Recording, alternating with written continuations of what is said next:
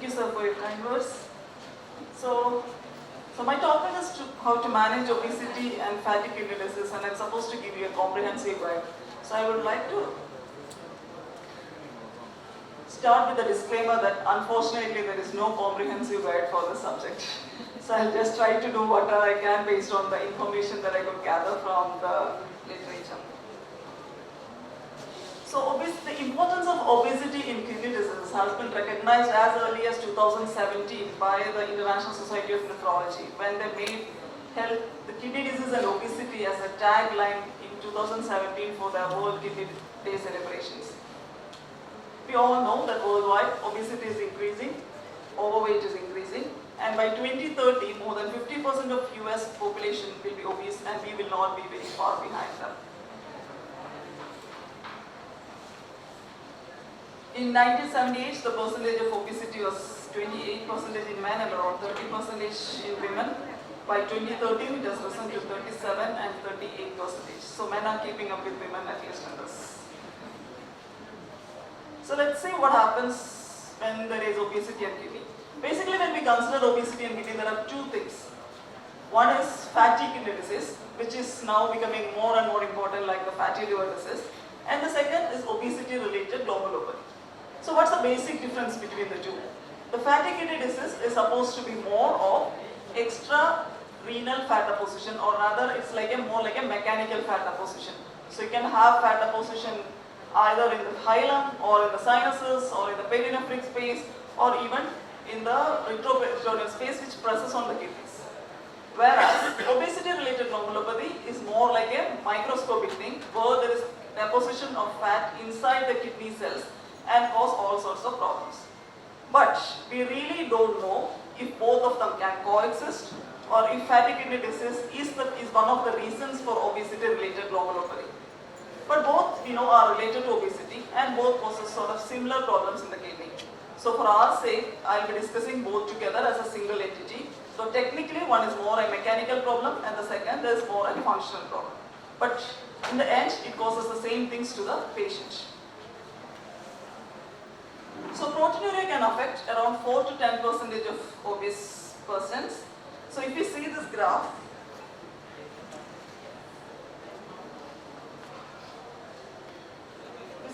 if you see this graph, we can see as the BMI increases, as the BMI increases, the percentage of patients with proteinuria also increases. And obesity can increase the risk of a decreased kidney function, known as a low eGFR by around 30%, proteinuria by around 51%. So it causes both proteinuria as well as a decrease in kidney function. So this is a systematic review of patients with obesity and kidney disease which was published in Kidney International. And it was found that obesity is an independent risk factor for progression of kidney failure.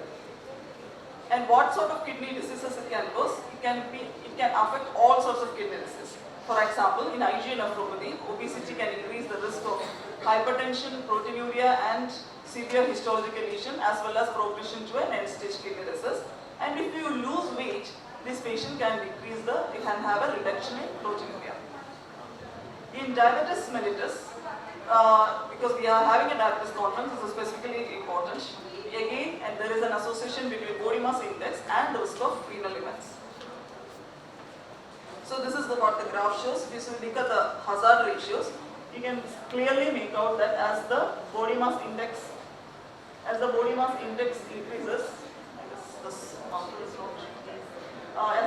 index increases, the hazard ratios for a major renal event will increase.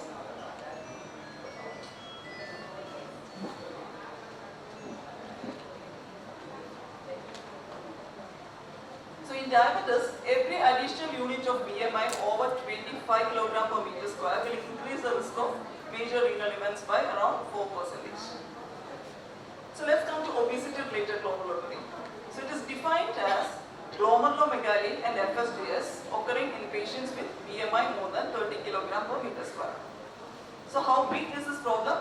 It's a pretty big problem and it's been increasing day by day. Now if you see between 96 to 2000, 2% of native kidney disease is showing obesity-related glomerulopathy. 2% might look a very small amount, but think that every 100, and obese people are not very rare these days. So if you have 100 obese patients, 2% of them can have a kidney problem. If you think in those terms, it becomes a very big epidemiological issue.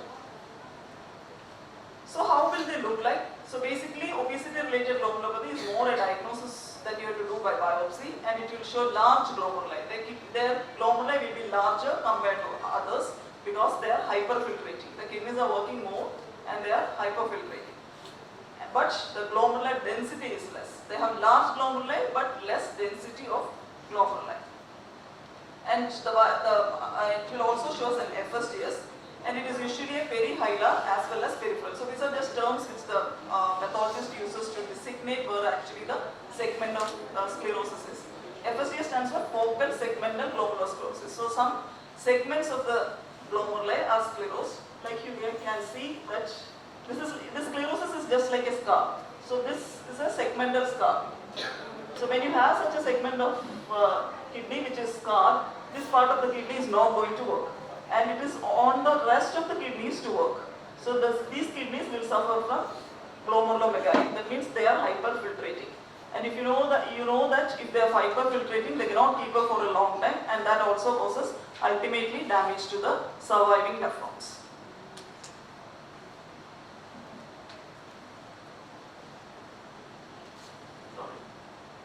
So this is how it will look like in the microscopy. You can see the sclerosed or the scarred portions of the kidney. In addition to this, they can even have diabetes-like changes in spite of having a normal blood sugar. So even obese patients who have normal blood sugar, the kidney can look like a diabetic kidney. They can also have other lesions which are equally bad, like tubular atrophy, interstitial fibrosis, arteriolosclerosis. All this will affect the blood supply to the kidney as well as the functioning of the kidney. And why this happens is because of several reasons. One is altered renal hemodynamics. Second is neurohumoral activation. Third is metabolic dysregulation. Fourth is inflammation, lipotoxicity, and mitochondrial injury. So let's see the altered renal hemodynamics. They can cause glomerular hyperfiltration. And another thing is, why are we able to donate one kidney is because one kidney is enough for us to survive. But if an obese person becomes a kidney donor, he is at risk for having kidney disease in future. Because one kidney what he has is already hyperfiltrating because of his obesity. And then you remove another kidney, then remove the other kidney, this kidney becomes under more stress. So it is very unsafe for an obese person to donate a kidney. The renin-angiotensin-aldosterone mechanism is also overactive. There is increased angiotensin 2. This all leads to increased transcapillary pressure and GFR. Like blood pressure is not good for us, intraglomerular pressure is not good for the kidney specifically. So this is what happens when you have RAS activation and angiotensin 2 activation. They will also activate the mineralocorticoid receptor. The renal sympathetic system is also activated. In addition, obesity itself can cause hyperinsulinemia and insulin resistance. And insulin will increase the tubular reabsorption of sodium by stimulating the activity of ENaC in the tubules. So again the blood pressure goes up. So just having obesity can lead to hyperinsulinemia and increase in blood pressure. There is also inflammation, lipotoxicity, and mitochondrial injury. This inflammatory stress in turn will again promote ectopic lipid deposition in the kidney and other organs, and also can cause renal injury. This has been well proven in obese mice. So how do they present clinically? So we said that mechanically they can have some effects. Microscopically, the obesity can have, the fat deposition can have an effect. But how does it really affect the patient? So the patient can present with proteinuria, dyslipidemia, hypertension, as well as renal impairment. So this is like a typical chronic kidney disease. This can all be caused by diabetes. So just like diabetes causes all this in a patient, even just obesity can cause all this. We are all very aware of diabetic kidney disease, but how many of us are aware of obesity-related kidney disease? And probably as nephrologists, we might be seeing more of this in future. So what happens to these patients? Are they just benign? No. Unfortunately, without therapeutic intervention, 70 to 90% of them will slowly progress, and and the proteinuria will go on. And 10 to 30% can lead to progressive kidney failure and even end-stage kidney disease, which means they have to undergo dialysis and future renal transplant. So now we can realize how big a problem this is going to be in future as our population is being becoming better, or I shouldn't probably use the term better, but we are becoming obese. So what are the things that can increase the progression to end-stage kidney disease? Older age, pre-existing kidney disease. So here again, diabetes with obesity becomes more important. Increasing high degree of proteinuria when you first see the patient, and the patient who's having this for a long time. So now the question is how to diagnose fatty kidney, because obesity related glomerulopathy, we said it's a glomerulopathy, that means you have to biopsy and diagnose. But how to diagnose a fatty kidney disease? So we have different modality to diagnose. Like any other imaging, we can have ultrasounds, we can have CT, we can do MRI. Biopsy obviously is reserved for obesity related glomerulopathy. So let's see which one is better. The problem with the advantage of ultrasound is obviously that it's widely available. But the problem with ultrasound is fat is not very well seen in ultrasound. And depending upon the pressure that the radiographer gives on the probe, the thickness of the fat can vary. So it's not a very good system for measurement of fatty kidneys. CT, again, is relatively freely available. It has a high resolution. But the problem is it's an X-ray based procedure, so radiation risk is there. And second, to see fat well in the kidneys, you need to use contrast. And we all know that contrast is not something that the kidneys like. We always are worried about the risk of contrast-induced nephropathy. So we would always try to avoid a contrast study, especially when you are studying kidneys and when you are studying a patient with a decreased GFR. So among this, the best method is a magnetic resonance imaging. It has high sensitivity, high specificity, and it gives a very good resolution. So that is the investigation of choice, but again, availability becomes a limiting factor. Magnetic resonance spectroscopy is similar, but it doesn't require a radio contrast agent. So now let's see how to treat these patients. So the best method would be to use a RAS inhibitor. Then we think of other drugs, and of course, the number one method should be weight reduction. Weight reduction can be diet induced, or even bariatric surgery has been advised if the patient is having a severe fatty kidney disease. Unfortunately, this is a new entity. It is not very well defined like we have for fatty liver disease. This is fatty kidney disease is being recognized only very recently. So real investigation guidelines or real clinical trial guidelines are still lacking for this. But in obese patients with proteinuria or biopsy-proven obesity-related glomerulopathy, RAS blockade has been shown to significantly reduce the proteinuria. In the RAIN trial, the post-hoc analysis has shown ramipril had a significant renal beneficial effect compared in obese and overweight patients than with the normal BMI patients. So when you see, you can see that in patients who had obesity, ramipril had a better effect in reduction in proteinuria. So coming to weight loss, proteinuria reduction correlates linearly with degree of weight loss, and the important thing is it is evident after a few days or weeks of a low-calorie diet. A 4% weight loss can lead to a proteinuria reduction of 30%, and a weight loss of more than 6% can lead to a proteinuria reduction of more than 60%.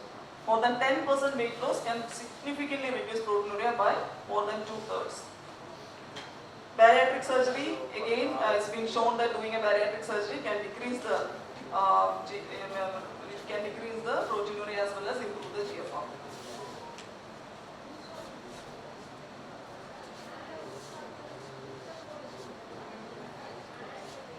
Let's just a couple of words on other drugs. PPR alpha agonists, especially fenofibrate, has been shown to reduce the lipolysis and beta oxidation in the renal tubular epithelium and podocytes. So it can actually reduce the micro as well as macroalbuminuria. GLP-1 receptor agonists, we all know, exenatide and liraglutide, has been shown to reduce the renal lipid accumulation by affecting basically the mitochondrial function and the lipolysis pathways. SGLT2 inhibitors, other than its normal effect that we usually discuss, it can also affect the HIF1 alpha, which is a hypoxia inducible factor 1, which is responsible for the metabolic switch between beta lipid oxidation to lipolysis. So it can reduce the insulin to glucagon ratio, leading to more lipolysis to less lipogenesis.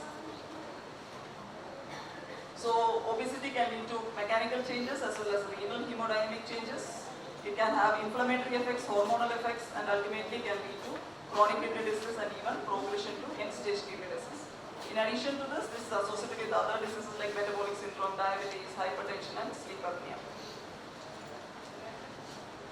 It can lead to not only proteinuria, it can lead to glomerulopathy, it can lead to increased progression of kidney disease, it can accelerate diabetic nephropathy, and can even affect the kidney transplant and reduce its survival. This is an important thing. Weight loss can reverse or delay the progression of kidney insufficiency as well as proteinuria. And even if we don't achieve a normal BMI, if we achieve a significant weight loss, the effects are still significant. So even if the patient is not able to achieve a normal weight, still the effects on the kidney would be pushed. The kidney health is in our hands as well as in our hands. Thank you.